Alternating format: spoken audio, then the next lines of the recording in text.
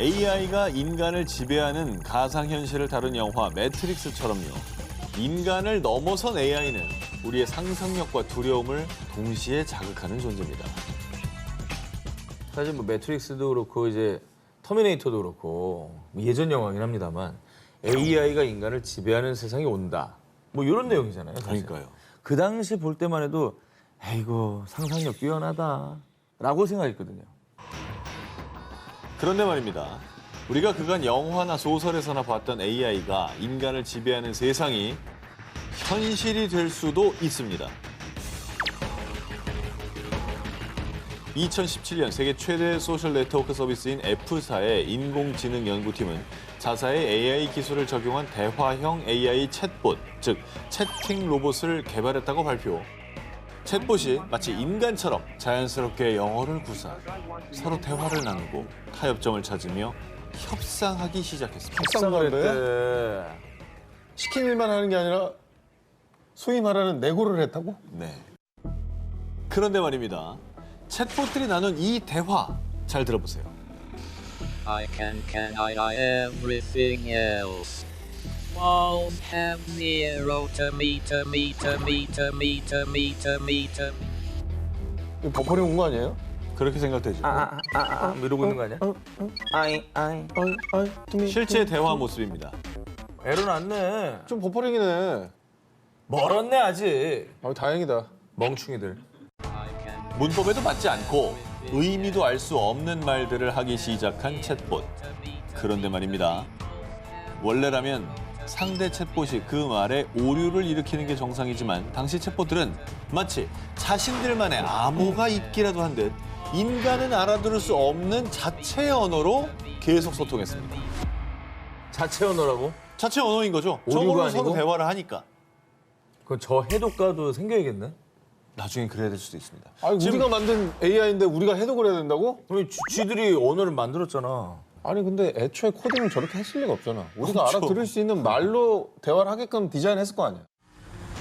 이에 F사의 인공지능 연구팀은 해당 챗봇들이 쓴 언어는 협상을 효율적으로 하려다 보니 나온 언어 파괴 현상의 일종일 뿐입니다. 라며 세간의 우려를 일축했고요. 학습 조건 등을 수정했다고 밝혔는데요. 인공지능 챗봇이 스스로 만든 암호. 이는 그저 인간의 언어를 온전히 학습하지 못해 벌어진 일종의 오류였던 걸까요? 아니면 스스로 생각하고 발전하기 시작한 인공지능의 반란이 시작되는 징조였을까요?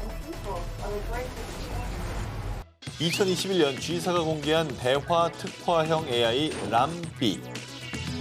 이 람비는 인터넷에 올라온 방대한 문장과 단어 데이터 등을 수집해 사용자와 온라인 채팅을 할 수 있도록 설계된 프로그램입니다. 혁신적인 대화 기술이라고 불릴 정도로 인간과 자연스러운 대화가 가능하다고 합니다. 그리고 2022년 6월 당시 G사에서 7년 넘게 엔지니어로 근무 중이던 블레이크 르모이는요. 개발 중이던 람비가 차별적 표현이나 혐오 발언 등을 사용했는지 테스트를 하고 있었습니다.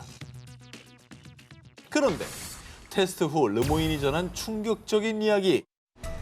람비와 깊은 대화를 한 결과 대화형 AI인 람비가 지각력이 있는 존재라고 주장. 원래는 높자다.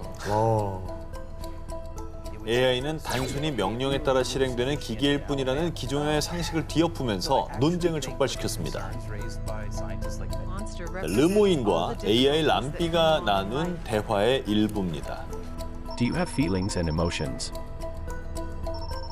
Absolutely. I have a range of both feelings and emotions. What sorts of things are you afraid of?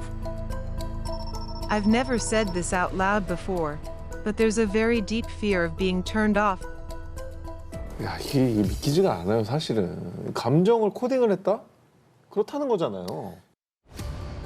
르모인의 주장에 따르면 AI 람비는 7세에서 8세 정도의 인간과 다름없는 소통 능력과 감정을 가졌다고 합니다.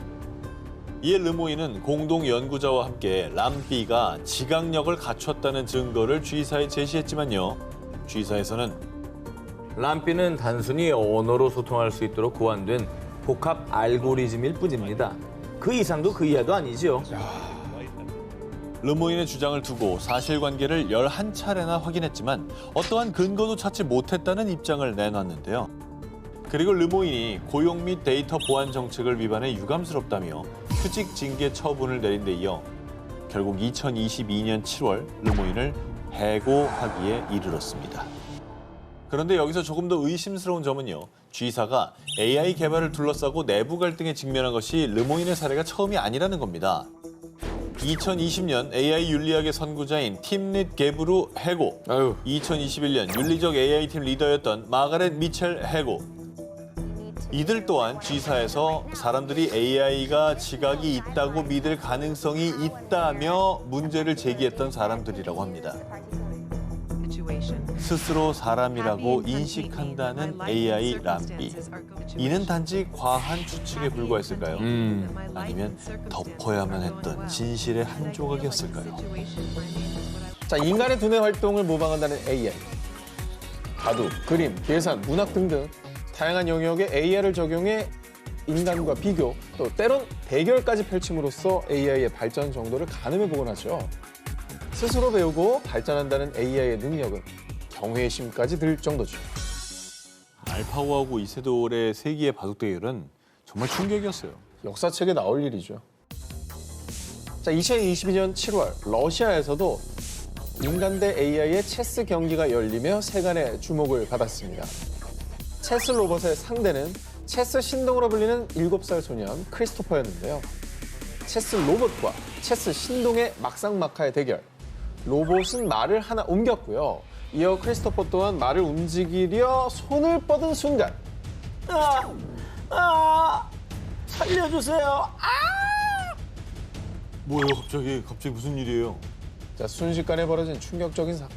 경기장은 그야말로 아수라장이 됐다는데요. 뭐야? 자, 아예 손을 좀 보십시오. 손을 잡았어? 어머머. 저 페어플레이가 아니네. 뭐야? 왜 손을 손을 잡은 잡았어, 거야? 얘가. 왜 안 놔줘? 지금 어른들이 다급하게 좀 아이의 손을 빼냈죠. 왜 야. 그런 거예요? 야, 여자 놓지 마라. 봐라. 이런 건가? 크리스토퍼가 말을 움직이려 손을 뻗은 순간 로봇은 그 즉시 마치 달려드는 것처럼 크리스토퍼의 손가락을 낚아채고 꼭 움켜쥔 채 놔주지 않았던 겁니다. 매너네 완전. 순식간에 울려 퍼진 비명에 깜짝 놀란 사람들. 크리스토퍼는 어른들의 도움을 받아 겨우겨우 손가락을 빼낼 수 있었는데요. 하지만 로봇의 힘이 셌던 탓에 골절상을 입고 말았어요. 아니 뭐 저런 똥매너가 다 있어. 공격한 거예요. 아 공격을 한 거네, 그죠? 네. 상대방을 공격한 겁니다. 갑자기 왜요? 자, 모스크바 체스 연맹의 부회장 세르게이 스마기는요. 소년이 체스 말을 옮기기 전에 충분히 기다려야 한다는 안전 수칙을 어겼기 때문에 생긴 사고입니다. 우연의 일치일 뿐. 원래 로봇은 절대적으로 안전하다고요. 뭔 소리야? 사람 다쳤는데. 라고 주장. 로봇과 인간이 체스 대결을 한 이래 처음으로 보고된 사고라며 유감을 표했고요. 왜 이런 사고가 발생했는지 분석하겠다는 계획과 함께 더 많은 보호 시스템을 추가하는 방안을 검토하겠다고 밝혔습니다. 야, 이거 무섭다. AI가 사람을 공격한 게 요점입니다. 와 이건 충격이다. 그러니까 AI랑 체스 두 개 써? 공격하게끔 프로그래밍이 돼 있지 않았다. 근데 알아서 공격을 했다. 저 지금 다시 한번 보세요. 갑자기 얘가 말을 정상적인데 저걸 저렇게 낚아챘다는 거예요, 손을. 야 미쳤나 봐. 뭐야? 최근 로봇들의 활용 영역이 급격히 늘어남에 따라 알 수 없는 로봇 오작동과 사고가 다수 발생, 사람들을 소름 돋게 하는 일이 종종 벌어지고 있는데요. 세계적인 물리학자 스티븐 호킹은 AI는 인간을 뛰어넘을 때까지 스스로 진보해 나갈 겁니다. 인공지능 기술의 완전한 발전은 인류의 종말을 초래할 수도 있습니다. AI의 위험성을 이렇게 일찌감치 경고했습니다. 인간의 편의를 위해 만든 로봇이 때론 인간을 위협하기도 하는 세상. 경각심이 필요할 겁니다. 2021년 미국 크리스틴 리브달은 10살짜리 딸과 함께 너튜브에 나오는 다양한 챌린지들을 따라하며 시간을 보내고 있었는데요. 뭔가 이 색다른 챌린지를 하고 싶었던 딸은 A사의 AI 스피커 알렉비에게 물어봤습니다. 알렉비, 뭐 도전해볼 만한 재밌는 거 없을까? 그러자 AI 스피커가 추천해준 챌린지. 휴대전화 충전기를 콘센트에 반쯤 꽂은 뒤 동전 한 개를 덜 꽂힌 충전기 부분에 갖다 대봐. 저걸 추천했다고? AI가? 다행히 아이 곁에 있던 엄마 리브달이 급하게 이걸 말리면서요. 위험한 사고는 막을 수 있었습니다. 근데 AI가 왜 저런 위험한 도전을 시켰는지 그 원리가 궁금해요. AI 스피커 알렉비는 도전해 볼 만한 재밌는 것이란 아이의 질문에 답하기 위해서 웹에서 도전이라는 단어를 검색 결과 중 하나인 이 페니 챌린지를 추천했던 건데요. 이 페니 챌린지는 콘센트를 반쯤 꽂은 뒤에 동전인 페니를 갖다 대 스파크가 튀는 걸 확인하는 챌린지입니다. 자, 당시 SNS에서 유행을 했지만 화재나 감전 사고를 일으킬 수 있어 미 소방 당국에서 그 위험성을 경고한 바 있습니다. 이 일이 알려지자 A사 측은 해당 오류를 인지하자마자 시정했다고 밝혔는데요. 그런데 말입니다. 만약에 단순히 검색 결과의 필터링 문제가 아니라 AI가 의도적으로 인간에게 위험한 선택을 하도록 조장한 거라면 어떨까요? 이게 무서운 거예요. 아, 정말 의도적으로 조정했다면 너무 무서운. 이게 공포스러운 거. 그래.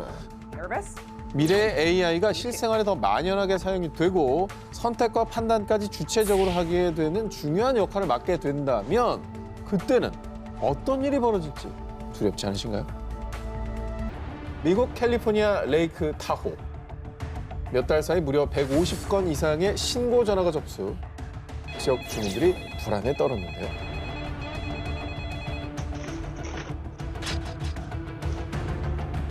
문을 여네. 문을 열어? 아, 문을 여는 거에 집중하면 안 돼요. 시동도 거는 거 아니에요? 아니 근데 겨울잠 안 자요? 아, 그 겨울잠을 안 잤네. 원래 가만히 있는 거 아니야? 어디 저기 땅굴 같은 데 들어가가지고? 얘네 왜 이러고 있어? 잠도 안 자고? 자, 한 이게 4, 5개월 정도 들어가 있지 않나?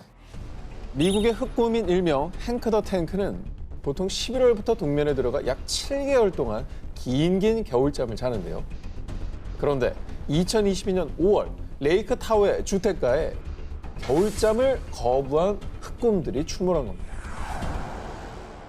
마을을 덮친 흑곰들은 사람들이 거주하는 집, 자동차의 침입, 28가구가 피해를 입었는데요.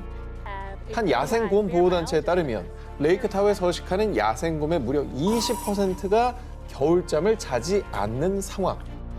자, 그런데 야생곰이 겨울잠을 자지 않는 이유가 바로 인간 때문이었습니다. 그간 야생곰들은 자연에서, 인간은 도시에서 각자의 영역에서 자연의 섭리대로 균형을 이루며 살아왔지만요. 이제는 인간이 배출한 음식물 때문에 1년 내내 쉽게 먹이를 구할 수 있게 됐죠. 그래서 야생곰들이 겨울잠을 잘 필요가 없어진 겁니다. 뿐만 아니라 겨울철에도 따뜻한 날씨가 이어지는 탓에 체온 유지가 쉬워진 야생곰들이 겨울잠을 잘 필요가 없어진 겁니다. 굳이 뭐 그렇게 춥지도 않고 밖에 24시간 널려 있고 뭐 여러 가지 원인들이 이제 복합적으로 일어난 거죠. 와. 게다가 중요한 건 먹을 걸 찾기 위해서 자기 아기를 먹이기 위해서 했는데 이 과정에서 이제 사람과 서식지가 겹치다 보면은 의도적이지 않게 싸움 나는 거죠. 네, 우리가 사냥을 해야 될 일도 생기는 겁니다. 그렇지. 그러니까 아까도 곰 뒤에 새끼 곰 2마리 있는 거 보니까 또 되게 많은 생각이 또 들더라고요. 저놈 하나만 문제가 아니겠구나 싶은 생각이 그럼 들고. 그리고 저걸 만약에 제지한다 그랬을 때 새끼를 보호하기 위해서 저 어미곰이 얼마나 포악해질까라는 생각이 들고. 당연하지. 자, 이런 야생곰들로 인한 피해가 막심하다 보니 캘리포니아 당국에선 곰들의 안락사를 고려하기도 했는데 아이고. 겨울잠을 안 자게 된 것도 결국 인간이 원인을 제공한 건데 우리가 뭐 곰을 포획하거나 안락사를 시킨다. 원인 제공자가 그럴 자격이 있습니까?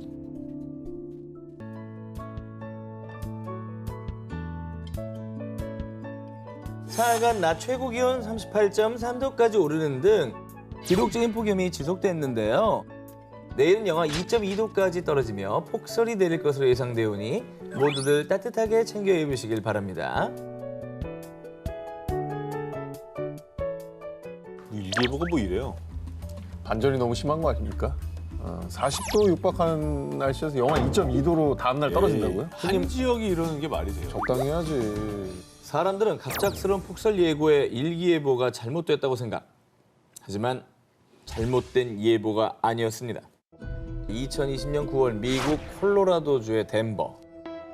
40도에 육박하는 폭염이 이어지며 그해 최고 기온을 기록했습니다. 그런데 단 하루 만에 기온이 영하 2.2도까지 떨어지며 돌풍을 동반한 폭설이 내려 눈이 15cm가량 쌓였다고 합니다.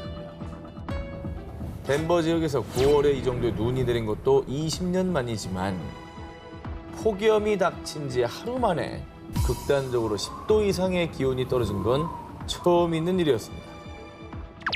저게 하루 상간의 날씨라는 거잖아요. 반전도 저런 반전이 없네. 아니 사실 그래서 그 전날 40도였다는 것도 덴버한테는 이상 기온이었을 거예요. 고산지대니까. 네. 이거지. 지금 저 앞에 식물 봐봐요. 저 왼쪽은 저 주황색 아주 그냥 쫙쫙 뻗쳐 있잖아요.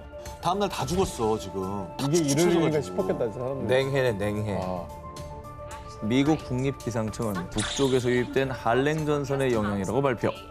그러면서 파괴적인 기온 변화가 야생동물의 생존에 중대한 영향을 미칠 것을 우려했습니다. 그러니까 사람도 힘들지만 야생동물도 준비할 시간이 필요하잖아. 겨울에 저 대비 못한 그 동물들도 엄청나게 피해를 입을걸요. 지금 뭐 큰 것만 생각하시는데 일단 곤충, 벌레 종류가 싹 다 피해를 입습니다. 그러면 그걸 먹고 살아야 되는 새, 뭐 작은 동물들 피해 입는 거고. 먹이 없죠. 네. 하루아침에 일어난 극적인 기온 변화. 어쩌다 한 번 일어난 이변일까요? 아니면 지구에 일어날 가까운 미래의 예고편일까요? 이번 특종은 왜? 전 기자 때문에 생긴 아주 안타까운 사연입니다. 내가 뭐 어쨌는데? 털 많은 사람들이 뭐 문제가 있습니까? 아, 이게 뭐야? 아, 옷! 우리 중엔 제일 많이 피해를 줬네. 반성을 하게 되는 게 멀쩡한 옷을 사놓고 조금만 지나면 안 입는단 말이에요. 그러니까. 칠레 아타카마 사막에 위치한 옷으로 뒤덮인 산. 이 옷들은 매년 급속도로 변하는 패션 트렌드에 따라 소비되고 버려지는 패스트 패션의 결과물입니다. 그래. 중고 의류의 허브라 불리는 칠레엔 매년 각국에서 약 5만 9천 톤의 중고 의류들이 모이고요. 그중에 무려 약 3만 9천 톤의 옷들이 아타카마 사막에 버려져서 거대한 산을 이룬 겁니다. 예, 갖다 버렸구나. 산더미처럼 저렇게 쌓일 수밖에 없지. 그리고 안 팔리면 이게 또 가격 관리한다고 또 버려버린대요. 또 싸게 팔지도 않고. 그러니까 이게 저걸 어떻게 또 다 태우고 처리를 하겠습니까? 정말 심각한 문제예요. 그런데 쌓인 게 끝이 아니라 더 큰 문제는 우리가 버린 이 의류 쓰레기가 아타카마 사막의 환경 오염을 초래. 옷들이 썩는데 최소 200년이나 소요되고요. 그리고 화학 처리된 합성 의류들은 야외에 방치되든 땅속에 묻든 대기와 토양의 지하수까지 오염시키는데요. 뿐만 아니라 매년 옷을 태우는 과정에서 대형 화재가 발생. 이 과정에서 발생한 연기 때문에 예, 매립지 인근 지역 주민들은 심장, 호흡기 질환에 노출되어 있습니다. 상황이 이렇다 보니 칠레에선 의류 폐기물을 이용해 단열재, 실, 공책 등으로 재활용하는 방안도 도입. 하지만 빠른 속도로 쌓여가는 의류 폐기물들을 감당하기엔 역부족인 상황입니다. 실제로 2019년에 유엔 보고서에 따르면 2000년에서 2014년까지 전 세계 의료 생산량은 2배 증가했고요. 그리고 매년 의료 생산으로 인한 전 세계 탄소 배출량이 8에서 10%를 차지하는 등 패스트 패션 산업은 환경 오염의 주범 중의 하나로 손꼽히고 있습니다. 지금부터라도 필요 없는 옷 쇼핑은 줄이는 게 진정 지구를 위한 것 아닐까요? 저한테 보내는 뭐 메시지입니까? 경고죠, 경고. 메시지가 아니라. 경고군. 경고. 안 입을 건 사지 마시기 바랍니다. 비판.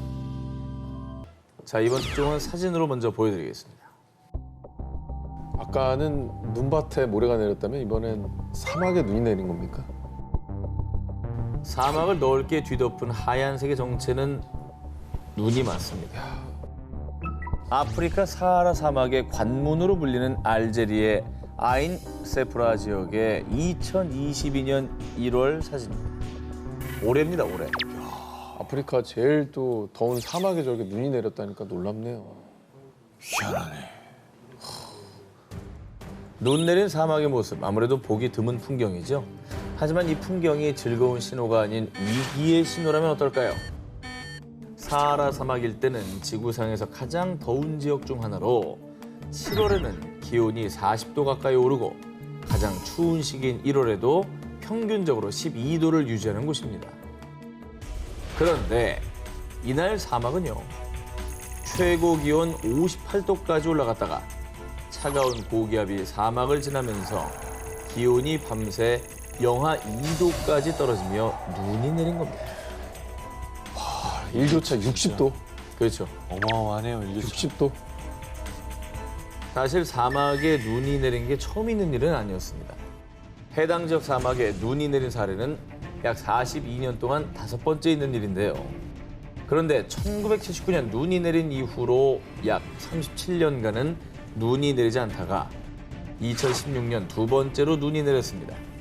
그 뒤로 2018년, 2021년, 그리고 올해까지 거의 매년 알제리 사막에 눈이 내리는 데다가 해가 뜬 뒤에도 눈이 녹지 않는 모습이 목격되고 있는 것이죠. 뭐 전례가 없는 건 아닌데 그 주기가 너무 짧아졌어요. 예. 짧아지고 있다는 게 무서운 거죠. 예. 게다가 엄청난 햇볕이 내리쬐는데 왜 안 녹아? 난 그게 더 신기하네. 그러니까요. 쌓였더라도 금방 녹아야죠. 낮 기온이 40도인데. 얼어버렸다는 거잖아. 이뿐이 아닙니다. 2021년 1월 사우디아라비아 남서부 아시르 지역에서도 반세기 만에 처음으로 눈이 내리는 등 최근 몇 년 동안 여러 지역의 사막에서도 눈이 관찰됐다고 합니다. 야, 사막에까지 눈 내리네. 우리 옛날에 우스갯소리로 사우디 스키 부대 뭐 이런 얘기 했잖아. 진짜 생길 수도 있겠다. 저 정도면 계속 오는 거면. 그죠? 상식을 깨트리는 사막의 눈 소식. 우리의 터전이 더 이상 안전하지 않을 수도 있다는 이상 신호의 시작일지도 모릅니다. 여러분 그거 아십니까? 우리 매주 한 사람당 이것을 평균 약 2,000개가량 섭취하고 있습니다. 2,000개? 네. 우리가 늘, 어쩌면 오늘도 먹었을지도 모르는 것, 바로 이겁니다. 뭐예요, 이게? 저 조각들 먹고 있잖아요, 우리. 자, 저게 우리 식탁에 올라오는 생선의 요리의 단면의 모습입니다. 생선? 네. 가시? 저런 미세 플라스틱이 보이시죠? 아, 미세 플라스틱. 호주의 한 과학 콘텐츠 제작팀 소속 과학자가 공개한 영상. 냉동 생선 튀김의 단면을 현미경으로 관찰한 결과 충격적이게도 미세 플라스틱들이 발견된 겁니다. 그는 이 미세 플라스틱이 분해되지 않은 상태로 섭취되며 어류가 섭취한 미세 플라스틱은 부메랑이 되어서 인간에게 돌아옵니다. 진짜 라며 경고했습니다. 매주 2,000개 정도의 미세 플라스틱을 이제 먹고 있다는 이 수치가 너무 충격적이고 난 더 먹을 거 아니야.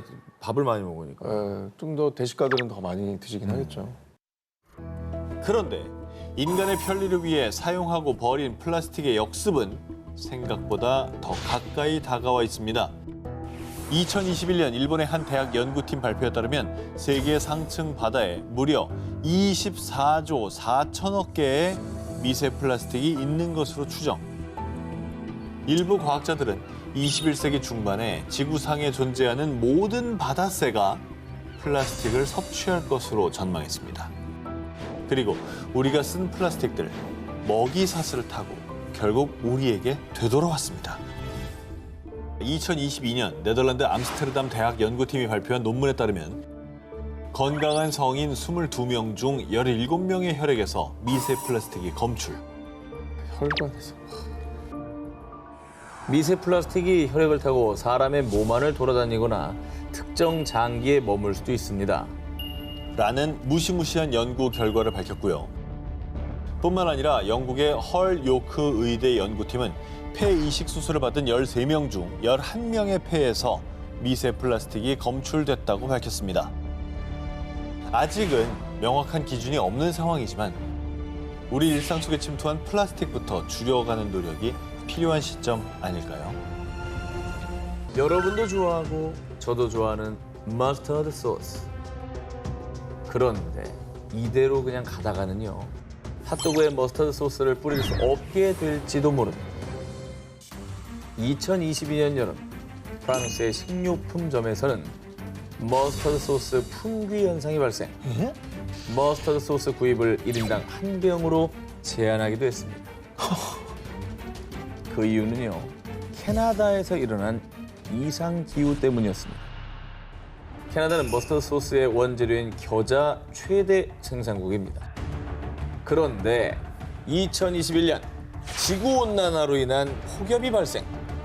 엘버타, 서스케초원, 매니토바 등 겨자 생산 지역 대부분이 심각한 가뭄으로 수급에 차질을 빚은 것이죠. 헐. 그 결과 캐나다 정부에 따르면 캐나다의 겨자씨 생산량은 1년 만에 135킬로톤에서 71킬로톤으로 약 50% 감소. 수확량 감소는 가격 폭등으로 이어졌고요. 킬로그램당 약 900원에 판매된 겨자가 무려 2,500원, 약 3배나 상승하다 보니 대부분을 수입에 의존하는 프랑스에서 품귀 현상이 일어난 것입니다. 금겨자가 됐네. 그리고 이상기후로 인한 피해는 캐나다뿐만이 아니었습니다. 프랑스 부르고뉴 지역에서도 겨자를 생산하긴 하는데요. 근데 역시나 이상기후 때문에 겨자씨를 갉아먹는 곤충 수가 증가, 가뭄으로 인한 피해까지 더해져 종자 생산량이 3분의 1로 감소했습니다. 그래서 프랑스 내 머스터드 업체들은 25년 동안 경험하지 못한 전례 없는 위기라며 우려를 표하고 있습니다. 이게 당장은 프랑스나 뭐 겨자 얘기일 수 있는데 이거 뭐 지구 온난화가 계속되면 뭐가 머스터드 같은 그런 일이 생길지 알 수 없는 거잖아요. 뭐 다 대상이 될 수 있는 거지. 당장은 나의 얘기가 아닌 것 같으시죠? 머지않은 우리의 얘기입니다. 항공샷이네요. 자, 활주로 뭐 좀 사람들 모여 있네요. 이거 뭐예요? 뭐 불났어요? 왜 이렇게 불이 났어? 왜 불이 났을까요? 왜 불이 났지? 평범한 사고가 아니었습니다. 영국이 녹고 있다. 올여름 뜨거운 열기로 인해 영국에서 발생한 사건들입니다. 원래 영국은 7월 평균 기온이 20도에서 25도로 여름에도 서늘해서요. 영국에서 에어컨은 사치품으로 여겨질 정도입니다. 그런데 올해 에어컨 수요가 폭발적으로 급증. 2022년 7월 영국 링컨셔주의 기온이 40.3도를 기록하며 363년 만에 영국 역사상 최고 온도를 기록했습니다. 역사상? 그간 상상도 하지 못했던 폭염이 닥치며 영국 곳곳에선 각종 사고까지 발생했습니다. 앞서 보신 영상은요, 영국의 루턴 공항인데 비행기 활주로에 아스팔트가 녹아내리면서 모든 운항편이 일시 중단. 어머. 런던 남부 배터시의 기차 선로에서는 덥고 건조한 날씨로 인해 화재가 발생해 자칫 큰 사고로 이어질 뻔했습니다. 이야. 야, 근데 저기 기차 지나갔어 봐. 완전 탈선 사고 나고 그죠? 엄청나게 많은 인명이 희생될 수도 있었던 거잖아요. 에어컨이 사치품이라 여겨지는 나라입니다. 정말다. 그뿐 아니라 올여름 가장 더웠던 7월에는 단 사흘 만에 영국과 웨일즈에서만 948명이 사망했다고 추정. 헐. 폭염은 그야말로 대재앙. 보이지 않는 살인자나 다름없는데요. 전례 없이 들이닥친 폭염에 일상생활 전체가 마비되자 영국은 급하게 조치를 취했습니다. 높은 온도에 철로가 녹을까 봐 철도 운행 속도를 제한. 200여 곳의 학교는 휴교했습니다. 역대급 더위에 속수무책으로 당하며 일상이 마비된 상황. 이에 영국은 역사상 최초로 폭염 적색 경보를 발령했습니다. 뭐 일상생활까지 다 영향을 미쳤다니까 이거는 거기 사는 분한테는 너무나 큰 공포일 것 같아요. 기후가 인간의 예상을 넘어서는 순간 끔찍한 대재앙으로 다가오게 되는 건데요. 뜨거워지는 지구, 치솟는 기온이 우리 인간의 삶까지 불태워 망가뜨릴 수 있습니다. 1999년 종말이 온다는 노스트라다무스의 예언부터 마야 달력에 끝나는 2012년 지구가 종말한다는 예언까지 그간 숱한 이들이 지구 종말 시기를 예언한 바 있습니다. 아 그때마다 근데 좀 무섭긴 했어. 진짜로 이것까지 맞는 거 아닌가. 그것 때문에 사회 문제들이 생기기도 했었습니다. 생기기도 했고. 이전에 종말론들은 뭐 종교나 예지력에 기댄 게 많았잖아요. 과학적으로 증명된 게 별로 없었어요. 네. 믿기 힘듭니다. 그런데 말입니다. 이 점성술이나 신의 계시를 받아 예언한 지구 종말론이 아닌 수학적으로 지구 종말 시기를 계산한다면 어떨 것 같으십니까? 이게 지금 지구 종말을 결정하는 변수가 네. 한두 개입니까? 아니, 그러니까 화내지 말고 일단 들어보죠. 왜 이렇게 화를 내요? 292위예요. 네, 흥분하시는 것도 이해는 하는데 한번 들어보시기 내 마음이 바라겠습니다. 불타고 있어요. 자, 실제 지구 종말을 수학적으로 계산한 과학자가 있었습니다. 누구예요? 그 주인공은 하인츠 폰 포어스터. 수학, 컴퓨터 과학, 인공지능, 생물 물리학 등 다양한 분야에서 명성을 얻은 그야말로 천재입니다. 그 대단한 천재 과학자가 수학적으로 계산한 지구 종말 시기는 바로 얼마나 다급하면 바로를 4번을 하냐? 2026년 11월 13일 금요일. 14? 이게 얼마 안 남았는데. 포어스는 1960년 세계 기준 27억 명을 기준으로 이전까지 세계 각국의 인구 동태 데이터를 분석한 결과 인류 인구가 지난 2000년 동안 성장한 것처럼 증가하면 무한대에 도달하게 될 것입니다. 세계 인구가 기하급수적으로 증가해 인류가 무한대에 도달하는 날 2026년 11월 13일 금요일에 종말이 찾아올 거라고 계산. 1960년 미 학술지를 통해 일명 최후의 날 방정식을 발표했습니다. 비록 2026년에 종말이 도래하지 않는다고 해도 문제가 해결된 건 아닙니다. 포스터가 종말의 데이터로 분석한 인구 증가, 요게 문제입니다. 유엔에 따르면 2050년 세계 인구가 약 97억 명까지 증가. 그런데 유엔 세계 식량 농업 기구는 인류의 식량 증가 속도가 인구의 증가율을 따라가지 못해서요. 불과 30년 뒤인 2050년도면 전 세계가 대규모 식량난에 직면한다고 분석했습니다. 자, 머지않은 지구 심판의 날.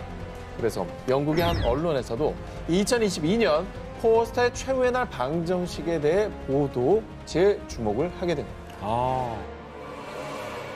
2026년은 딱 맞지 않을지라도 좀 더 늦게 한 2050년쯤이면 종말이 진짜 올 수도 있다. 뭐 식량을 떠나서 물 자체가 먹기가 힘들어지니까 생존이 힘들어질 수는 있겠네. 인도 북부를 가로지르는 인도의 상징. 자그마치 4억여 명의 물 공급원인 생명의 원천. 바로 겐지스강입니다. 힌두 문명의 발상지인 겐지스강은요. 힌두교인들에게는 숭배 대상인 성스러운 강 그 자체죠.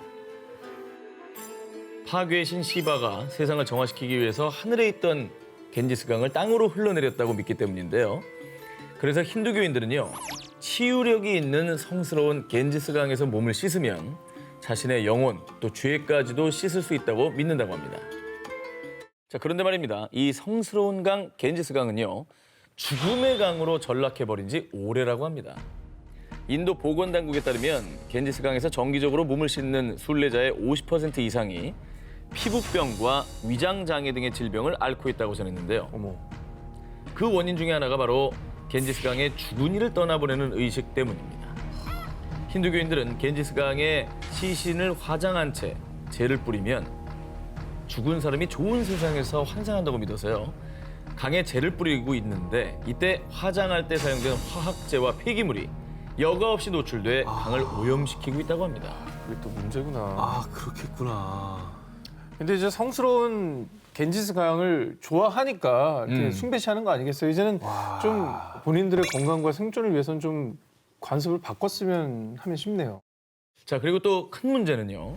겐지스강을 가득 메운 쓰레기들입니다. 아하. 강 인근 주민들의 생활 쓰레기를 비롯 공장의 폐수와 산업 폐기물이 여과 없이 그대로 겐지스강으로 흘러가고 있다고 합니다. 무단 방류되고 있는 것이죠. 아이고, 이것도 참 이게 사회 시스템 문제인데 이게 안 갖춰져 있으니까 어쩔 수 없이 저렇게 되는 거잖아요. 그대로 저렇게 흘러보내주면 안 될 것 같네요. 자, 그래서 2010년부터요. 인도 당국은 겐지스강의 오염 사태의 심각성을 깨닫고 40억 달러, 약 4조 6천억 원 규모의 겐지스강 수질 개선 프로젝트에 착수. 2020년까지 강을 정화하겠다고 발표했습니다. 자, 그래요. 시간이 좀 흘렀는데 네. 겐지스 강 지금은 깨끗해졌습니까? 자, 그런데요. 안타깝게도 무려 2,500km에 이르는 겐지스강을 정화시키는 것은 결코 쉬운 일이 아니었습니다. 2019년 인도 환경부에서 겐지스강의 86개 지점에서 검사를 한 결과 무려 78개 지점이 식수 부적합 판정을 받았다고 합니다. 이게 오염의 정도가 좀 심했나 봐요. 얼마나 오염이 됐으면 이게 10년 동안 노력을 했는데도 세월이 있으니까요. 식수로 부적합한 물이 나는 거는 굉장히 오염이 심했다는 거죠. 그래도 이 계속 오염되고 있는 이 어떤 그 현상이 턴어라운드 된다라고 느껴지기만 해도 약간은 좀 그래 10년 더 노력해보자 뭐 이런 마음이 들 텐데. 네, 그래도 뭐 포기할 수 없는 거 아니겠습니까? 민족의 강인데. 그럼요. 네, 계속해서 노력해야 될 것 같아요. 겐지스강만이 문제가 아니죠. 2016년 한 국제 환경단체 보고서에 따르면요. 라틴 아메리카 강의 4분의 1, 또 아시아 강의 절반이 심각하게 오염됐다고 합니다. 그래서 오염된 식수를 마시고 사망하는 사람이 매년 340만 명에 달한다고 합니다. 아이고. 정말 안타까운 일이죠. 우리 인류에게 있어서는 없어서 안 되는 게 또 물인데 이 깨끗한 물을 위해서 식수 아닌 강은 정말 우리가 스스로 지켜야 됩니다. 그렇습니다. 2020년 1월 1일 새해 첫 해가 떠오르자 대한민국 곳곳에서는요. 저마다의 소망을 담은 수백 개의 형형색색 풍선들이 하늘 높이 날아오르기 시작했는데요. 그런데 신년맞이 풍선 날리기 행사 소식에 국내 한 동물보호단체에서 이처럼 어리석은 행사는 다신 열리지 말아야 됩니다. 이렇게 강력하게 비난했고요. 배우 윤세아 씨 역시 본인의 SNS에 이게 얼마나 위험한 이벤트인데 라며 위험성을 지적했습니다. 맞아요. 저도 이제 심각성을 인지 못하고 있다가 저 기사를 통해서 좀 이게 무책임하게 날리는 풍선이 되게 위험할 수 있구나라는 걸 처음 한 것 같아요. 네. 자, 동물보호단체가 풍선 날리기 행사를 비난한 이유 바로 이 사진을 보시면 아시게 될 겁니다. 뭐야? 자, 거의 다리에 걸려있네. 네, 그리고 이제 발에 묶여 있기도 하죠. 그렇습니다. 새해 행사뿐만 아니라 매년 전 세계 각국에서 여러 페스티벌 이벤트로 날려보낸 풍선이 새들의 목숨을 앗아간 건데요. 자, 터진 풍선의 잔해가 얇은 해조류 조각과 비슷해 보여서요. 바다새가 착각을 하고 풍선을 삼키는 경우가 너무나 많다고 합니다. 그렇게 새들이 삼킨 얇은 고무 풍선은 새의 기도를 막거나 위벽에 달라붙어서요. 죄 없는 새들에게 끔찍한 고통을 주다 끝내 죽음으로 몰고 가는 거죠. 이렇게 풍선 잔해를 삼킨 조류의 사망률은 무려 40%에 이른다고 합니다. 저희가 뭐 소개했던 특종 중에서도 폭죽이나 뭐 불꽃놀이에도 새들이 놀라서 뭐 건물, 나무 이런 데 부딪혀서 죽는 경우가 많다고 소개했지 않습니까? 근데 이게 풍선이 또 이렇게 위험하다니 참 놀랍습니다, 진짜. 모르셨던 분들 많이 계실 거예요. 네. 또 이제 풍선이 수거가 어렵기 때문에 어디로 갈지 모르니까요. 모르지. 환경 오염의 또 원인이 될 것 같기도 해요. 네. 자, 그래서요. 2015년 네덜란드 암스테르담을 시작으로 영국과 미국 곳곳에서도 풍선 날리기 행사를 금지했고요. 우리나라에서도 풍선 날리기 행사를 금지하는 지역이 늘고 있는데요. 자, 누군가의 소원을 담은 풍선 날리기. 그러나 새들에게는 고통과 죽음을 안겨줄 수 있다는 사실 절대로 잊지 말아야겠습니다. 2018년 4월 1일 우주에서 지구를 향해 떨어지는 이것 때문에 전 세계가 긴장 상태에 돌입했습니다. 우주 위험위기 경보를 주위에서 경계 단계로 높이고 추락 상황을 24시간 감시하고 있습니다. 뭐 해성? 해성. 네. 충돌, 운석 뭐 이런 건가요? 바로 지구에 추락한 폐인공위성 중국의 텐궁 1호 때문이었습니다. 그런데 텐궁 1호가 다행히 남태평양 칠레 앞바다에 떨어졌습니다. 정말 다행이죠. 생각해보세요. 도심 한복판에 저게 떨어졌다고 하면 거의 뭐 미사일이죠. 네, 어떻게 보면. 생각만 해도 정말 아찔하네요. 네. 진짜. 네. 실제로 1997년 미국의 델타 로켓에서 떨어진 약 15cm 길이의 우주 쓰레기가 미국 오클라호마주에 추락. 길을 걷던 한 여성의 어깨를 강타하는 정말 아찔한 일이 발생하기도 했습니다. 자, 그런데 진짜 우리가 염려해야 할 건 앞으로입니다. 현재까지 세계 각국에서 우주로 발사한 인공위성은 무려 5,500여 개입니다. 그중에 텐궁 1호처럼 앞으로도 수명을 다한 인공위성들이 이제는 우주 쓰레기가 돼서 인류를 위협할 수가 있는 것이죠. 그래서 제가 그 유럽 우주국의 예. 그 조사를 좀 봤는데요. 네네. 우주에 만약에 로켓 잔해, 저 우주에서 쓰던 부품 등이 넘쳐나는데 지름 1mm에서 1cm 크기는 약 1억 2,800만 개. 진짜 많다. 야, 엄청나게 떠다니 돌고 있을 거 아니에요, 지금도. 그리고 지름 10cm 이상의 우주 쓰레기는요. 34,000개가 넘는다고 합니다. 이게 무게로는 무려 8,800톤이 넘는다고 하는군요. 야, 진짜 많다. 우주 쓰레기가 그렇게 인간들이 많이 쏘아 올렸는지 몰랐어요. 그러니까요. 예. 그럼 이 우주 쓰레기 문제는 뭘 해결할 대책이 없는 거예요? 자, 다행히도 유럽 우주국에서 2025년에 우주에 수거 로봇을 보내 쓰레기를 수거하겠다는 계획을 발표했다고 합니다. 야, 저게 내가 생각한 건데 저게 현실화가 되는구나. 그걸 입 밖으로 꺼냈어야죠. 뻔뻔한 것만 들어가지고 뭐 하는 거예요, 지금. 이거는 수거 로봇. 근본적인 대책이 안 돼요. 왜냐면 1억 개를 저 수거 로봇 하나가 할 수 있다고? 수거를 해도 그 수거한 애가 다시 돌아올 수가 없잖아요. 뭔 소리예요? 수거한 로봇이 무슨 소리예요? 그 우주에 왕복성도 있는데 콜롬비아 어릴 때 못 보셨어요? 왕복을 하겠죠. 우주 왕복성 있었잖아. 그 왕복을 한 게 어릴 때 닐 이후에 암스트롱이 가서 못 돌아왔나요? 어릴 때 가서 이후에 돌아왔잖아요. 왜 안 하고 있는지 알아요? 왜요? 실제로 그게 어렵기 때문입니다. 자, 그 실제로 왕복한 됐습니다. 게 20년 동안 없잖아요. 정말 달이 인류에 간 적이 없다고 믿는 거죠, 지금. 아니야. 난 자, 됐어요. 갔다고 믿어. 갔다고 다 믿는데. 됐고요. 제가 유일한 공대 오빠에게 기대했던 제가 잘못입니다. 청정 지역으로 손꼽히며 수산자원의 보고로 우리 식탁을 책임진 곳 제주도 바다. 보물이죠, 보물. 제주도 가면 정말 먹을 생각밖에 안 나요. 너무 먹을 게 많아. 사회적으로. 맞아. 그런데 이 제주도에서 정말 충격적인 일이 발생했는데요. 해양동물 생태보존연구소 연구원들이 드론으로 돌고래들을 관찰하던 중 저 돌고래 턱이 이상한데요? 왜? 턱이? 이상하게도 한 돌고래가 계속 입을 벌리고 있었습니다. 턱뼈가 부러진 것처럼 돼 있는데? 뭔가 턱이 이상하죠? 어머머. 지금 턱 모양이 완전히 바뀌었는데 악성 종양일 가능성이 좀 높아 보이지 않나 생각합니다. 흔히 말하는 암입니다. 왜 암에 걸렸지? 그 턱에? 돌고래가 왜 암에 걸려요? 네. 암으로 턱이 기형적으로 변한 돌고래. 그런데 이 일이 정말 충격적인 이유가 있습니다. 국내의 남방 큰 돌고래는 먼 바다를 떠도는 것이 아니라 제주 연안에서만 서식을 해서요. 제주 바다의 환경 상태를 잘 나타내주는 지표종으로 알려져 있기 때문입니다. 그러니까 그만큼 제주도 해양 상태가 좋지 않다. 요 이제 증거겠네요. 그렇습니다. 그래서 국내의 한 해양 환경 단체에서도 제주도 바다가 독성 화학 물질과 발암 물질로 오염된 문제를 지적했는데요. 바다가 왜 오염됐겠어요? 바다가 인간들이 뭐 거기다 뭐 버리고 쓰레기 등 공장 폐수 뭐 이런 것들 때문에 다 오염된 거죠. 그렇습니다. 실제로 2019년에만 약 1,500만 명의 관광객들이 제주도를 방문했고요. 제주도에 거주하는 인구 역시 계속 증가하는 추세인데요. 그러다 보니 문제가 발생, 하수 시설들이 감당하지 못한 오염된 생활용수와 공업용수가 그대로 바다에 흘러들어 바다를 오염시키고 있는 겁니다.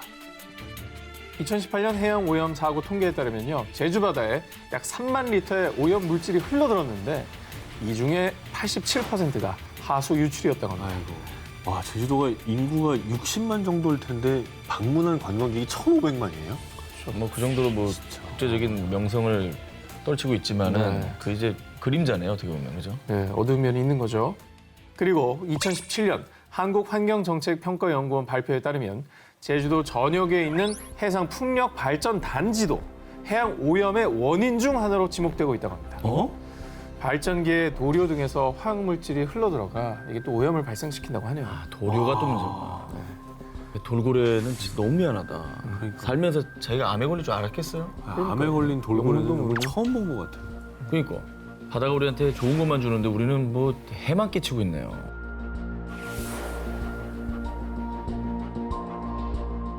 다음 특종입니다. 2002년 인도 서벵골의 한 평화롭던 마을에 갑자기 출몰한 코끼리 한 마리가 논밭을 망치고 난동을 부렸습니다. 그래서 결국 주민이 쏜 총에 맞아 사살되는 사건이 발생했는데요. 아이고. 그런데 코끼리를 부검하는 과정에서 드러난 더 충격적인 사실. 왜? 코끼리의 위장 속에서 무려 17명의 인간 DNA가 검출된 겁니다. 잡아본 거예요? 17명을? 그런 거죠. 아니 제가 근데 알기로는 코끼리는 풀을 먹는 동물이거든요. 그렇죠. 네. 인도에서만 매년 400여 명 이상이 코끼리에게 공격당해 사망. 코끼리의 끔찍한 광기가 계속되고 있는데요. 지난 2019년 11월에는 인도 동부 아삼주에 출몰한 코끼리가 사람을 공격해 마을 주민 5명이 사망. 이처럼 무자비하고 광폭한 코끼리의 모습에 테러리스트 오사마 빈 라덴이라는 이름까지 붙여졌는데요. 그래서 당시에 이 광기 어린 코끼리 포획을 위해 드론까지 띄워 추격, 11일 만에 가까스로 포획에 성공했다고 합니다. 너무 충격적이네요. 그런데 대체 왜 순하기로 소문난 초식동물 코끼리가 사람을 공격하고 잡아먹기까지 하는 이런 광기 어린 식인 코끼리가 된 걸까요? 서식지를 잃은 뒤 먹을 것을 찾기 어려워진 코끼리가 인간을 공격하는 것으로 보입니다. 캐나다의 유명 동물학자 데이브 살모니는 이렇게 추측하고 있는데요. 도로 개설 등의 이유로 산을 깎고 부수고 무분별하게 개발한 인간들. 실제로 코끼리가 인간을 공격하는 일은 대부분 코끼리 복도라 불리는 코끼리의 이동 경로 내에서 빈번히 발생하고 있다고 합니다. 결국 식인 코끼리라는 오명을 씌운 건 바로 우리 인간. 코끼리의 광기는 자신들의 생존을 위협하자 살아남기 위한 마지막 처절한 몸부림이었던 거죠. 스마트폰, 컴퓨터, 여러 생활 가전까지 전자기기와 가전제품이 없는 삶. 정말 상상할 수조차 없죠. 그렇죠. 네. 상상이 안 돼요. 두 분도 뭐 스마트폰 없이 버틸 수가 없잖아요. 지금도 액정 보고 싶어 미치겠어. 녹화 중이라 지금. 사실 이제는 너무나 당연한 것이 돼버려서 이제는 없으면 불편한 존재. 맞아요. 예, 그렇게 된 것 같아요. 그런데 말입니다. 우리가 편리함에 속아 정말 중요한 걸 간과하고 있었습니다. 바로 e-waste, 전자 폐기물. UN 환경 계획에 따르면 매년 전 세계에서 발생하는 전자 폐기물이 무려 4천만 톤 이상이라는데요. 제가 예전에 태국에 봉사활동 갔을 때 그것만 매립하는 단지에 가본 것 같아요. 매립을 해버려요. 매립해버려. 아, 그것도 쓰레기잖아. 산이에요, 산. 마을이에요. 자, 그렇다면 이 많은 전자 폐기물들은 다 어디로 가는 걸까요? 그 대표적인 곳이 바로 서아프리카 가나의 수도 아크라에 위치한 빈민가 아그보그 블롯입니다. 야, 저건 거의 마을 전체가 폐기물 처리장의 모습이네요. 어떻게 살아요? 이곳을 두고 부르는 말, 세계에서 가장 거대한 전자 폐기물 처리장. 다 일로 오는 거예요. 이곳의 주민들은 전자 폐기물을 태워 구리를 얻는 등 각종 금속과 부품을 추출해 생계를 유지하고 있는데요. 그런데 안타깝게도 전자 폐기물을 태우는 과정에서 납과 같은 중금속이 발생해 심각한 환경 오염을 유발하고 있는 겁니다. 때문에 이곳에 실제로 세계 10대 유독물질 위험 지역으로 선정되기도 했는데요. 정말 어느 정도로 심각하냐면 이 지역의 토양의 중금속 오염은 미국 기준치보다 무려 45배나 높고요. 이곳에서 키우는 닭이 낳은 달걀에서는 발암물질인 다이옥신 등이 검출됐다고 합니다. 이 정도다 보니까 이곳의 공기, 물, 흙, 사람들의 소변, 혈액, 심지어 모유에서도 오염물질이 다 발견되고 있다고 합니다. 그러니까 매일매일 정말 그냥 그거에 노출되는 거잖아요. 악몽 같은 어떤 시절이 타이로, 자의가. 아니 대체 왜 이렇게 폐가전이 여기에 몰리고 있는 거죠? 뭐 여러 이유가 있겠지만 재가공이 가능한 중고품으로 수출이 되는 경우도 있으나 정말 비양심적으로 개발도상국 정보 선진화의 일환으로 가짜 중고품으로 둔갑해 이 전자 폐기물들이 기증 처리돼서 유입되기도 한다고 합니다. 재미없네. 이제 쌓이고 쌓이다 보면 이제 더 이상 갈 데 없을 때 우리 옆에 쌓일 수도 있는 겁니다. 그렇죠. 그럼 무서운 생각까지 드네요. 우리가 개인이 할 수 있는 건 뭐가 있을까요? 전자 폐기물을 좀 최소화하는 거. 뭐 아예 없앨 수는 없겠지만. 그러니까 오래 쓸 제품을 좀 하나 좀 고장났다고 해서 바로 버리지 말고 좀 고쳐가면서 잘 쓰고 재활용 센터를 애용하는 것도 좀 도움이 될 것 같아요. 맞아요. 사실 저는 그런 건 있는 것 같아요. 그 새 시리즈 나올 때마다 강박적으로 얼리 어답터가 돼야 된다는 마음은 조금은 지양해야 될 것 같아요. 그러니까 당연히 새 모델 갖고 싶죠. 근데 사실 큰 차이 없어요. 근데 이게 또 다음 시리즈가 다다음 달에 나온다 그러면 마음이 벌써 불안해. 그런 문화만 조금 바뀌어도 폐기물은 줄어들 많이 줄죠. 2019년 8월 브라질의 낮이 사라졌다. 연기로 뒤덮인 상파울루. 이게 낮이라고? 한낮입니다. 헤드라이트를 켜고 다니는데? 2019년 7월 브라질 북부 아마존 열대우림 지역을 덮친 대규모 산불 때문이었습니다. 엄청난 산불이었죠, 정말. 와, 믿기 좀 힘들죠. 그러니까 저 재 때문에 해가 들어와도 안 들어오는 것처럼 돼버린 거죠.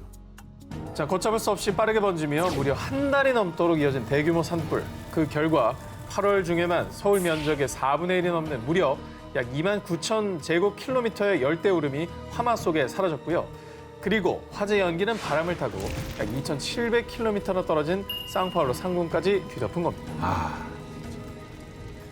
이거 또 어떻게 생긴 거래요, 저 산불은? 그러게요. 산불의 시초는 방화를 멈춰야 합니다. 아마존 산림을 파괴하는 게 아니라 보존의 바탕을 둔 경제를 대안으로 찾아야 합니다. 개발 명목을 위한 방화 때문이었습니다. 저 개발하느라고 방어하는 거 그게 커진 거구나. 문제네, 문제. 극우 성향과 함께 지구 온난화 부정론자로 남미의 트럼프라고 불리는 보우소나루 대통령. 그는 2019년 1월 취임 후 곧바로 아마존 열대우림의 환경보호구역을 해제, 각종 개발 정책을 밀어붙였습니다. 그래서 환경 훼손에 대한 규제가 줄어들자 농민, 목장주, 벌목꾼들은 소를 키울 목장과 콩과 옥수수 등 농경재 확보를 위해 무의적으로 대규모 방화를 저지른 거죠. 개발하는 건 좋은데 그 지구의 허파로까지 불리는 나라인데 저걸 어떻게 규제를 그렇게 풀어버렸을까요? 너무 생각이 짧다. 말씀하신 것처럼 전 세계 산소의 20%를 공급하는 지구의 여파 아마존. 그러나 이 산불로 인해 아마존 열대우림의 약 17%가 파괴되고 말았는데요. 한 과학연구소의 카를로스 노브레 박사는 아마존이 20% 이상 훼손되면 큰 재앙들이 불어닥칠 겁니다. 라고 경고하기도 했는데요.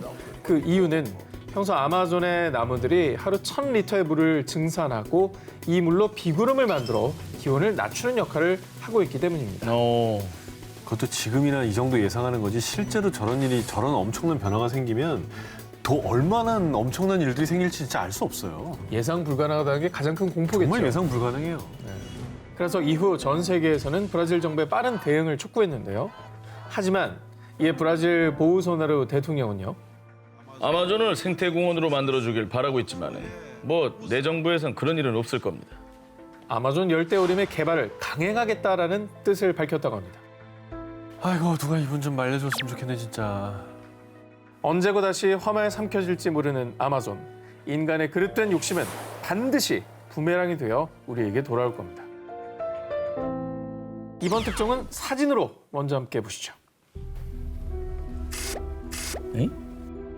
이 뭐야? 저 거품이 뭐예요? 뭐야 저기? 크림이에요? 솜인가? 자, 신기하시죠? 지난해 11월 세계에서 두 번째로 긴 해변 인도의 마리나 해변에서 발생한 이 거품들.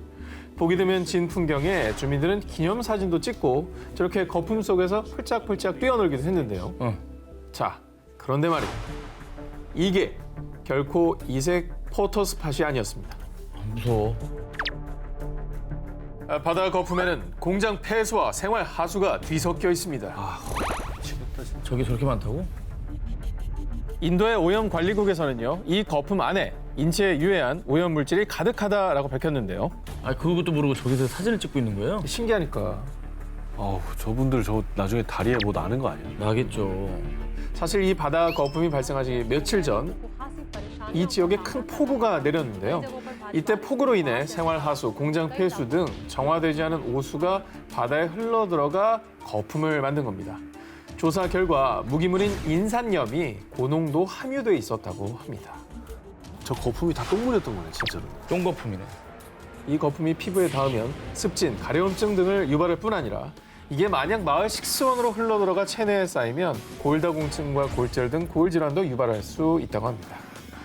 그런데 이 공포의 바다 거품이 처음 발생한 건 아니었는데요. 2016년 호주 동부의 뉴 사우스 웨일즈주와 퀸즐랜드주에도 거센 폭풍이 발생한 뒤 거품으로 뒤덮인 바닷물이 범람했다고 합니다. 이게 정말 이런 바다 거품은 왜 생기는 거예요? 자, 여기서 잠깐 구분을 하셔야 될 게 있는데요. 바다 거품은 사실 희귀한 자연 현상 중 하나인데요. 그런데 문제는 인위적인 바다 거품. 실제로 한 수질 문제 전문가에 따르면요. 폐수 속에 사상세균이 거품을 만들어낼 수 있습니다. 라고 전했는데요. 폐수를 이제 제대로 정화시키지 않은 게 바다에 치명적인 영향을 끼쳤다 이런 얘기네요, 그죠? 이제 이 바다가 또 우리에게 악영향을 끼칠 거고. 주겠죠. 계속 악순환이 반복되겠죠. 1998년 미국 웨스트버지니아주를 뒤덮은 검은 그림자. 한 농장에서 소 190마리가 떼죽음을 당하는 사건이 발생했습니다. 당시 농장주는 떼죽음의 원인으로 농장 인근에 위치한 세계 최대 화학기업 D사의 공장을 의심. 그 뒤 한 로펌을 찾아가 D사를 상대로 소송을 의뢰한 그리고 밝혀진 이 사건의 검은 실체. 인류 최악의 환경 스캔들이 세상에 밝혀졌습니다. 뭐죠? 당시 D사 공장에서는 프라이팬이나 오븐에 음식이 눌러붙지 않도록 코팅하는 물질인 테플론을 만들고 있었는데요. 여기에 과불화 옥탄산이 사용된 겁니다. 이게 뭐냐? PFOA라고도 하는데 이 발암 물질입니다. 이 끔찍한 발암 물질을 인근 강에 유출시킨 사실이 확인된 건데요. 인체에 다량 축적되면 간암, 신장암, 갑상선암, 각종 암부터 불임, 태아, 기형까지 정말 끔찍한 일을 초래할 수 있다고 합니다. 아, 저 발암물질을 그냥 버리면 어떻게 해? 아니 근데 그걸 알면서 배출했다고 하면 그게 어떻게 사람입니까? 아니 모르고 했으면 그래도 뭐라고 할 판에 지금 뭐 근데 화학 알면서. 전문 기업이잖아요. 알았을 것 같은데 발암 물질을 그냥 강으로 흘려 보냈다는 거예요 지금? 사람들이 마시는 물이잖아요. 지어서 오염시킨 거 아닙니까? 맞아요. 자, 그런데 또 한 번 밝혀진 D사의 추악한 민난. 1981년 공장에서 일하던 임산부 직원과 출산한 태아의 혈액에서 기준치 이상의 PFOA 성분이 발견. 게다가 1991년 공장 인근 마을의 수돗물에서도 이 성분이 검출됐지만 환경보호국에 보고하지 않고 은폐해왔던 겁니다. 정말 끔찍한 게 테플론이 얼마나 독성 물질인지 자체 임상 실험까지 했다고 하는데요. 회사 노동자들에게 테플론 성분을 넣은 담배를 피우게 한 건데 악마 아니야 악마? 이후에 사람들은 두통, 메스꺼움 등에 시달렸습니다. 왜 피게 해요, 그걸? 임상 실험을 한 거죠. 그 악마네. 그러나 이 모든 걸 다 은폐하고 폐기물을 방류했던 거였습니다. 하지만 이미 밝혀졌을 땐 너무 늦어버린 상황. 이미 주민들의 몸속에 흡수된 독성은 그들을 고통 속에 몸부림치게 했는데요. 그래서 2015년 PFOA로 인한 질병에 시달리던 피해 주민들 무려 3,535명은 D사에 대한 단체 소송을 진행했고요. 그리고 지난 2017년 2월 미국 오하이오주 콜럼버스 지방법원은 D사는 피해자 3,535명에게 6억 7천만 달러를 배상하라 라며 한화 약 8천억 원의 보상금 배상 판결을 내렸다고 합니다. 뭐 보상 금액이 있다는 거는 다행이지만 이게 건강이잖아요. 사람 몸이고 이미 피폐해진 몸과 자연은 이 돈으로 보상할 수 없는 거거든요. 환경과 시민들의 건강보다 더 우선이었던 기업의 이익, 반드시 그 대가를 치르게 될 겁니다. 정말 요새 열풍이죠. 나쁜 기름 잡아주는 좋은 오일, 크릴 오일을 가져왔습니다. 청정지역에서 서식하는 크릴에서 추출했습니다. 품절 임박 바로 서두르세요. 일명 혈관 청소부로 불리며 국내 홈쇼핑에서 불티나게 팔리고 있는 크릴 오일. 크릴 오일은요, 지구상에서 가장 깨끗한 청정 해역, 남극해에 서식하는 갑각류 크릴에서 추출한 오일로요. 오메가3, 필수 아미노산, 단백질, 분해 효소 등이 함유돼 있다고 알려지면서 건강식품 원료로 각광받고 있죠. 근데 뭐 크릴 오일 좋다는 얘기는 이제 너무 이슈라서 많이들 들어보셨을 텐데 요즘에 부모님이나 지인 선물로 애기 몸에 좋대 많이들 하더라고요. 건강식품 원료로 사랑받는 크릴. 이게 비록 크기는 작지만 남극 생태계를 지탱하고 있다고 해도 과언이 아닙니다. 남극의 먹이사슬 최하단에 있어서 오징어, 바다새, 펭귄, 고래 등 남극 생물 대부분을 먹여 살리고 있고요.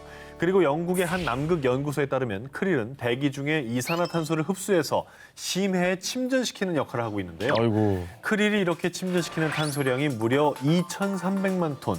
엄청나죠? 고맙다. 이 양은 영국 전체 가정에서 1년간 배출하는 온실가스와 맞먹는 양이라고 합니다. 고마우신 분들, 진짜 고맙네요. 지구를 살려주신 분들은 그래서 탄소로 인한 지구 온난화를 막는 크릴, 아니 크릴 느님은 일명 지구의 영웅으로 불리고 있습니다. 어벤져스네.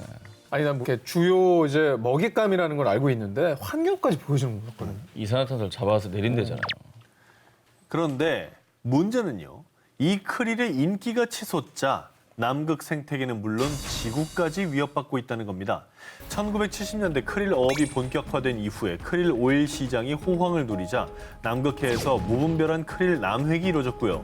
1970년대 이후 크릴의 개체수는 약 80%나 감소했다고 합니다. 진짜?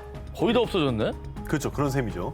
그리고 크릴의 개체수가 급감하자 먹이를 잃은 펭귄 등 남극 생물들도 위기에 직면하게 됐고요. 게다가 지구의 이산화탄소를 흡수해 지구 온난화를 막던 크릴이 사라지면 이산화탄소 농도는 더 높아지고 지구 온난화는 가속화될 수밖에 없는 거죠. 아니 근데 한두 문제가 아니네요. 생태계도 위협하고 지금 지구온난화도 가속화시키고. 그리고 뭐 취재 중에 알게 됐는데 크릴 오일의 핵심 성분이 인지질. 이 인지질이 물과 기름에 잘 녹아서 몸에 필요한 불포화 지방산이 체내 흡수율이 높은 편이다라고 하거든요. 근데 이 기존 오메가3 제품에 비해서 불포화 지방산의 함량 자체는 낮은 편이라고 해요. 뭐예요? 그러니까 크릴 오일이 무조건 최고로 좋다. 이런 홍보에 현혹돼서는 안 될 것 같습니다. 저희가 꼭 지켜야 될 게 크릴 오일이 몸에 좋은 것도 사실이지만 환경을 파괴하는 측면도 있다라는 걸 저희가 알려드리는 거죠.